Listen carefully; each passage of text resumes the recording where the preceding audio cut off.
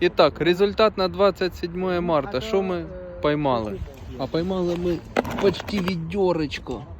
Офігеть, просто пушка. Так, давайте сважимо. У мене ж є кантер. А ну-ка, сейчас одной рукой не сильно удобно. Такий чемоданный. Оба, но який имеем. Так, а ну-ка, сколько у нас тут?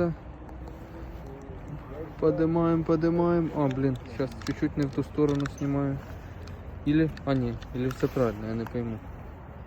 Не, наоборот все, оба. Оп, так. 7 килограмм, минус 100 грамм ведро, 200.